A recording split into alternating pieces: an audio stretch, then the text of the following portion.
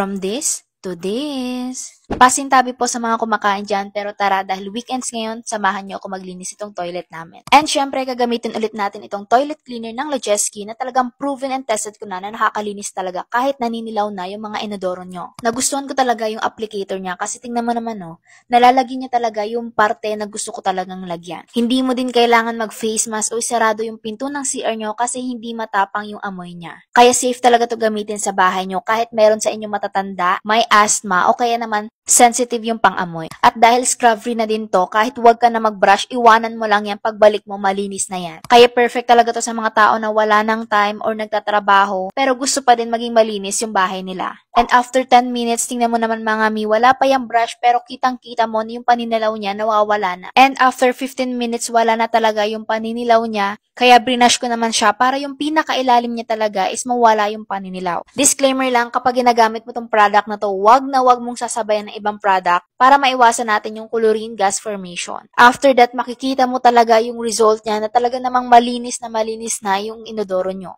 At dahil nga may antibacterial tong toilet cleaner na to, sure na sure ka talaga na malinis ang toilet nyo. Humabol ka na kasi naka buy one get two itong toilet cleaner ni Lejeski na kapag umorder ka, 3 yung dadating sa'yo, naka-box pa.